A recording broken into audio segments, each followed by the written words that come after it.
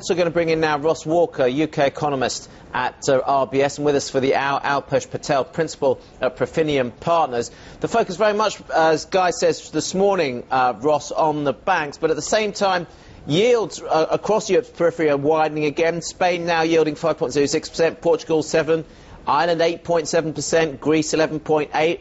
Credit default swaps, the cost of insuring Spain against default in 5 years has blown out to a record high. So with Mr. Cowan saying, look, we're still working on the programme and negotiations are continuing, how long do we have without stopping yields and CDS swaps getting even higher? Yeah, and those stress tests, of course, Alpesh, gave the Irish banks the thumbs up. Well, of course they did, because they were already vetted to ensure that they didn't cause too much trouble over the summer, that everybody could jump over that nice low hurdle, because you didn't want to cause a panic when you didn't need to. No, it sort of happened on its own. Yeah, you've got to wait for the panic to happen. When they did the stress test, it was, we all said it was a bit of a fake exam mark.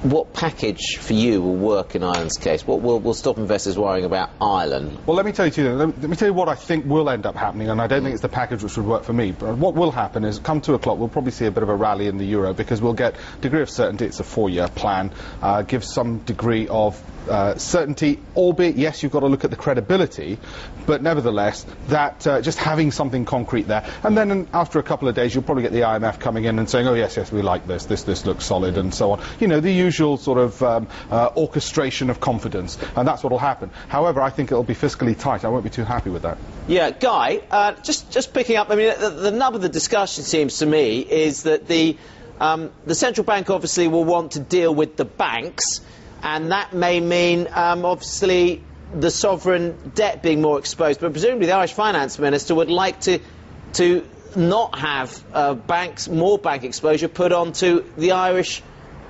sovereign. So is that where the nubs of the discussions are? Well, the discussion is very much centred around this issue of where the sovereign sits and where the banks sit. And the underlying Irish economy actually is in a fairly good position at the moment. But this issue of the banks is front and centre, and that is what needs to be resolved here. And it's going to be interesting to see how much money comes out of this IMF package to be directed towards these financial institutions. The central bank governor here, Mr. Honohan, yesterday say that there is a for sale sign up over these institutions. I think the ideal outcome would be that we see a large-scale nationalisation. More of these banks are going to be brought onto the government books, but ultimately the government would like to reduce the size of those banks and ultimately sell them to big, large, stable foreign institutions that would take the risk away from the Irish sovereign and would ultimately therefore reduce yields. I think that is the sort of the ideal outcome that will be produced here by the Irish government, assuming that everything falls into place. But as we've seen today, there is a big problem with the banks. They're deeply concerned about the net outflows that are coming out of these institutions. That is being caused by the short-term political instability, which is being generated by the opposition parties suggesting that they may not pass the budget on the 7th. So there's a number of factors into play here, and they're all mixing together to produce problems for the financial sector and also for the bond markets. OK, Guy, for now, thank you. We'll catch you later. Meanwhile, here in Britain, GDP growth in the 3rd quarter was... Alpesh, if that turns out to be right, what does that mean for investors?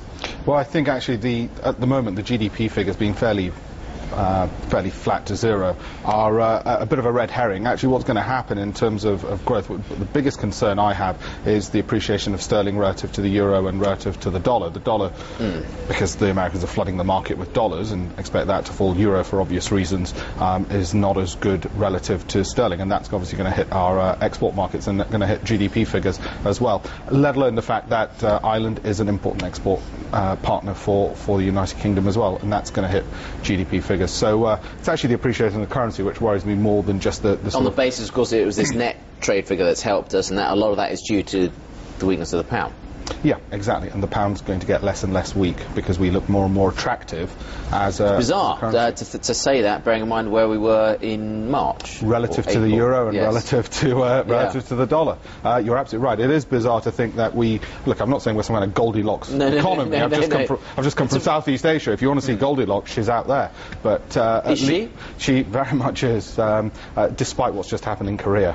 OK, we'll come back to that. We will come back to that. We will come back to that as well.